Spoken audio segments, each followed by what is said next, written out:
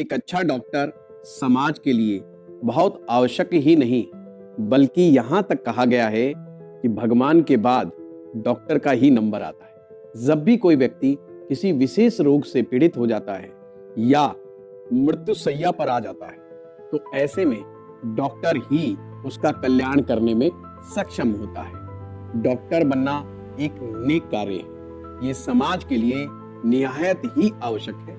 परंतु डॉक्टरी की जो पढ़ाई है वो काफी कठिन होती है, बड़ी उसमें मेहनत लगती है। ऐसे में जो लोग तैयारी करते हैं या अपने कैरियर को एज ए डॉक्टर जो है अपनाना चाहते हैं, उनके दिमाग में ये प्रश्न जरूर आता है। विद्यार्थियों के दिमाग में आए ना आए, माता पिता एक बार जरूर सोचते हैं कि इतना टफ एग्जाम क्लियर करके बच्चा 5.5 साल की एमबीबीएस करता है, फिर आगे 3 साल की फिर पढ़ाई करता है और फिर आगे पढ़ाई करता है। 9-10 साल की पढ़ाई करने के बाद एक अच्छा डॉक्टर बनता है, तो वो एज ए कैरियर उसके लिए कैसा रहेगा? तो क्या उसकी बच्चे की जन्म पत्रिका में ऐसा योग बनता है जिससे कोई व्यक्ति के बारे में ये समझा जा सके कि हाँ, इस बच्चे का कैलिबर है, इस बच्चे में संभावना है, इसमें होप है अच्छा डॉक्टर बनने की। स्टेप बाय स्टेप समझते हैं। 25 वर्षों के अनुभव के साथ 2026 में मैं आ रहा हूं आपको पूरा 1 साल का कोर्स सिखाने के लिए। जी हाँ, ज्योतिष सीखना है तो तुरंत कॉल करें।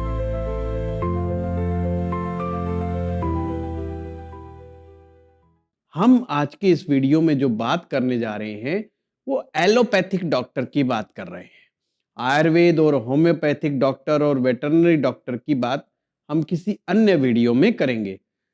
एस्ट्रोलॉजी में बहुत सारे वैसे तो परमुटेशन कॉम्बिनेशंस होते हैं, पर मैं उन कॉम्बिनेशंस की या उन सूत्र की बात करूंगा जो अक्सर मोर देन 90% केसेस में बिल्कुल सही होते हैं। इसके लिए सबसे इंपॉर्टेंट ग्रह होता है, वो है आपका मंगल। जी हां, मंगल। मंगल है जो मेहनत करने का जज्बा, जूझने का जज्बा, क्योंकि मंगल हमें एनर्जी देता है। अगर व्यक्ति में ऊर्जा ही नहीं होगी तो मेहनत किसके दम पर करेगा? बार बार प्रैक्टिस करना, सुबह से लेके शाम तक मेहनत करने की ताकत, हिम्मत और विपरीत परिस्थितियों में भी बिना घबराए खड़े रहने की हिम्मत। खड़े रहने का मतलब अपने काम को लगातार करते रहना, बिना डर के, बिना भय के, और सिचुएशन कितनी भी टिपिकल हो उसमें उसके जो डिसीजंस होते हैं वो किसी की जान को बचा भी सकते हैं और किसी को और बुरे हालत में पहुंचा भी सकते हैं। ऐसे में अगर डॉक्टर ही घबरा जाए तो क्या होगा? तो पेशेंट का क्या होना है? आप सब समझदार हैं। इसलिए मंगल का जज्बा, मंगल की हिम्मत एक डॉक्टर बनने के लिए बहुत जरूरी होती है। ये मैं इसे प्राइमरी चीज मानता हूं। बहुत सारे ज्योतिषी मेरी इस बात से बड़े डिफर करेंगे, मतलब उनका मानना है कि कुछ और योग ज्यादा बेटर है। पर मैंने जो अपने 20-25 साल के प्रैक्टिस के अनुभव में पाया है, मैं उसकी ही बात करता हूं। मेरी एक आदत है, मैं सही हूं या गलत हूं, जो मेरे अनुभव में आता है वो मैं अपने स्टूडेंट को शेयर करता हूं। हाँ, अब स्टूडेंट्स आगे चल करके उसमें हो सकता है मेरी ही 50 गलती निकाल दें, हो सकता है। रिसर्च का विषय अपने अपनी समझ का विषय है और रिसर्च हमेशा सब्जेक्ट पर होती रहनी चाहिए। तो मंगल प्राइमरी सब्जेक्ट है। मंगल क्या होना चाहिए? मंगल स्ट्रांग होना चाहिए, मजबूत होना चाहिए। मंगल कमजोर नहीं होना चाहिए। मंगल जितना बली होगा, ये प्राइमरी चीज है। सेकंड, मून, चंद्रमा, ये बड़ा इंपॉर्टेंट है और आपको बड़ा झटका लगेगा। डॉक्टर का चंद्रमा, पीड़ित चंद्रमा ज्यादा बेटर रहता है। कम नीच राशि का चंद्रमा, चंद्रमा का नीच राशि में होना डॉक्टर बनने के लिए नुकसानदायक नहीं है, बल्कि फायदेदायक है। चंद्रमा का संबंध हमारे इमोशन से होता है, हमारी भावनाओं से होता है। और डॉक्टर का काम ही ऐसा है कि वो बेचारा सारा दिन तो दुखी देखता रहता है, पेशेंट देखता रहता है, कौन कौन से बीमारियों से ग्रस्त लोग आते हैं। और हर आदमी जो भी डॉक्टर के पास जाता है किसी न किसी तकलीफ में जाता है। अब आप देखिए कि आप सुबह से लेके शाम तक सिर्फ तकलीफ दे रहे हैं, परेशान चेहरे देख रहे हैं। एक सामान्य व्यक्ति के बस की बात नहीं है ये। हाँ, वो कोई सामान्य व्यक्ति सारा दिन केवल बीमारियों के बारे में ही सुनता रहे, वो तो बेचारा वैसे खुद बीमार हो जाएगा। इमोशनली स्ट्रांग होना बहुत जरूरी है और विपरीत परिस्थिति में भी अपने इमोशंस को बैलेंस बनाए रखना ये बहुत जरूरी है। इसलिए अक्सर डॉक्टर की जब आप कुंडली देखेंगे, या तो चंद्रमा नीच का मिलेगा, राहु के साथ बैठा हुआ मिलेगा, गलत हाउसेस में बैठा हुआ मिलेगा, या जिसे हम गलत प्लेसमेंट ऑफ मून कहते हैं वहां बैठा मिलेगा। जब नया स्टूडेंट ज्योतिष में आता है तो वो बेचारे को लगता है यार ये तो आदमी डॉक्टर कैसे बन गया, चंद्रमा तो इसका पीड़ित है। जी हाँ, तो चंद्रमा भी बहुत इंपॉर्टेंट है। चंद्रमा का पीड़ित होना डॉक्टर के लिए खराब नहीं है। और मैंने बहुत सारे डॉक्टर्स की कुंडलियां देखी जिसमें चंद्रमा अक्सर पीड़ित मिलता है। अब तीसरे नंबर पर मरकरी बुध। बुध का संबंध हमारी बुद्धि से है, हमारी इंटेलिजेंस से है, हमारी लर्निंग कैपेसिटी से है। आपके अंदर लर्निंग एबिलिटीज कितनी हैं, आपकी मेमोरी पावर कितनी है, आप इतने सारे रोगों के बारे में समझना और उनकी दवाइयों को याद रखना, प्लस जो अपने सीनियर डॉक्टर से सीखना और किसी भी तरीके से सीख लेना, ये लर्निंग एबिलिटी मरकरी की, ये भी मस्ट वाली श्रेणी में आता है।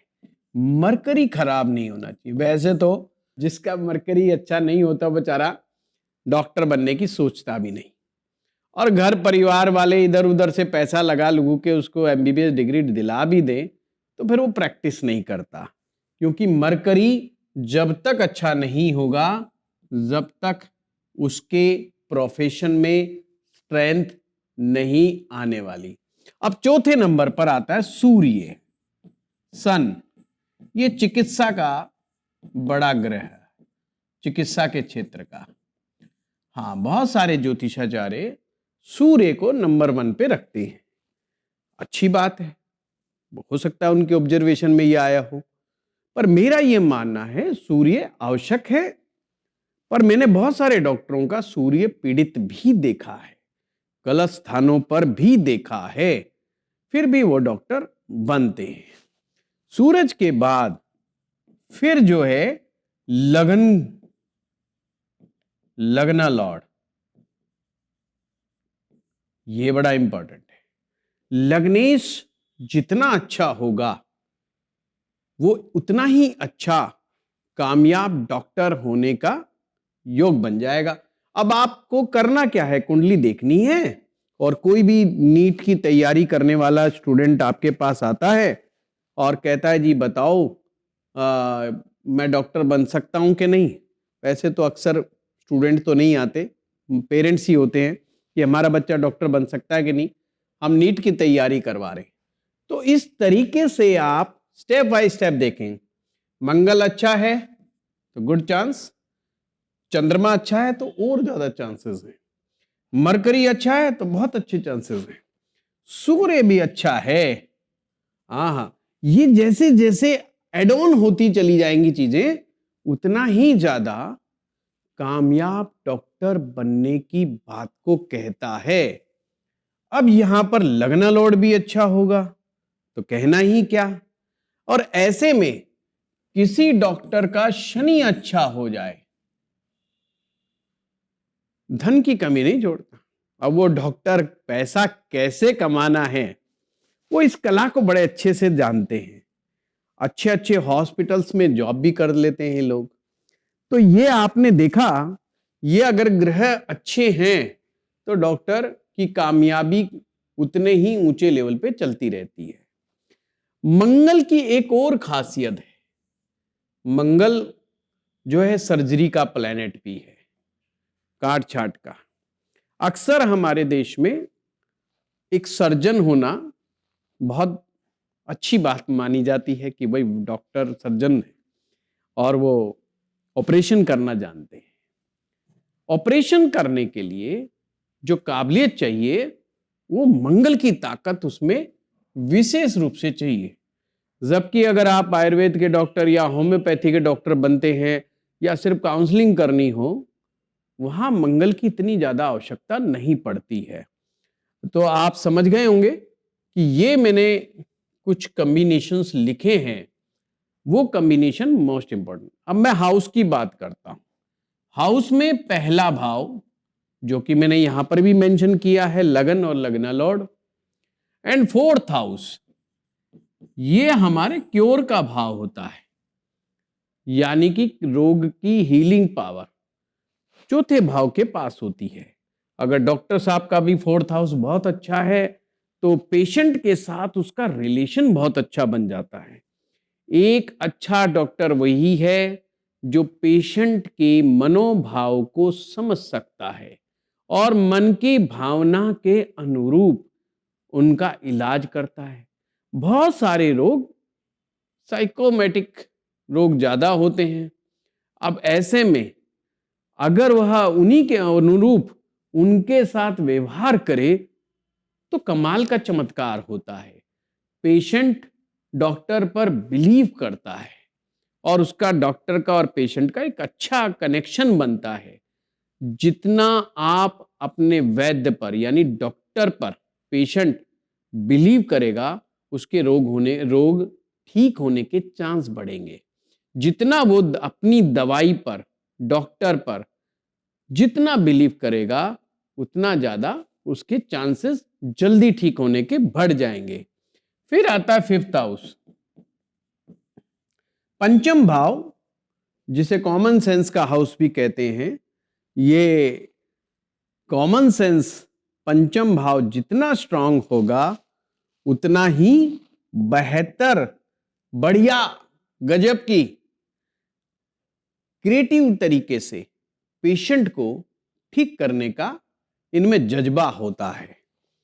छठा भाव, ये है भाव, ये मोस्ट इंपॉर्टेंट डॉक्टर के लिए।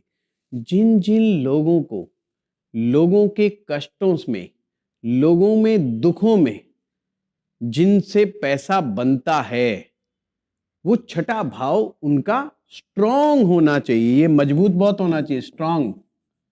अगर डॉक्टर का भाव भी छठे भाव में स्ट्रांग, छठे भाव से वकील आते हैं, छठे भाव से डॉक्टर आते हैं, छठे भाव से एस्ट्रोलॉजर्स आते हैं। यानी कि जिनका भी काम धंधा रोजगार लोगों के कष्ट के कारण या दुखों का समाधान करने से जिनके पास पैसा आता हो तो छठा भाव वहां पर मोस्ट इंपॉर्टेंट हो जाता है। वैसे तो जन्म पत्रिका में हर भाव बड़ा इंपॉर्टेंट होता है, फिर भी ये 1, 4, 5 और 6 बहुत ज्यादा इंपॉर्टेंट है। फिर वो तो हर एक में होता है। 9th हाउस भाग्य का, अगर आपका भाग्य पक्ष अच्छा है तो निश्चित रूप से आपको अपॉर्चुनिटी अच्छी मिलती है। अगर आपका 10वां भाव अच्छा है तो आप कर्मठता के द्वारा, अपनी जज्बे और मेहनत के द्वारा आपको सफलता बहुत मिलती है। ये सफलता का भाव भी है, हाउस ऑफ सक्सेस भी बोलते हैं। और फिर लाभ, हाउस ऑफ गेन 11वां। अगर जन्म पत्रिका में पहला, चौथा, 5वां, छठा, 9वां, 10वां, 11वां ये भाव अगर अच्छे हैं तो एक सफल डॉक्टर बनने का एक कॉम्बिनेशन तैयार हो जाता है। तो अगर आपके आसपास भी कोई ऐसा बच्चा है या आपके घर परिवार में ऐसा बच्चा है जो अब नीट का एग्जाम देगा और आप भी समझना चाहते हैं कि डॉक्टर बनने के क्या क्या सूत्र होते हैं, तो आप इस वीडियो को उन तक पहुंचाने का जरूर कार्य करें। हाँ, अगर फिर भी वो विश्लेषण कुंडली का नहीं कर सकते तो फिर आप एक्सपर्ट की एडवाइस लीजिए, है ना। कभी कभी माँ बाप अपने सपनों को पूरा करने के लिए बनना खुद ने डॉक्टर चाहते हैं, खुद तो बन नहीं पाते, तो बच्चों पर बोझ डाल देते हैं, भाई तू बन जा। अब उनमें इतनी कैपेसिटी होती नहीं है और वो बेचारों के ऊपर खामखाई का बोझ पड़ जाता है। तो बच्चों को ऐसे बोझल ना करें, ठीक है। अगर किसी में कैलिबर है तो ही आगे बढ़ाएं। ग्रह स्थिति को देख करके डिसीजन लें। आज का ये वीडियो कैसा लगा कमेंट बॉक्स में जरूर लिखें। अभी तक चैनल को सब्सक्राइब नहीं किया है तो जरूर कर दें। धन्यवाद।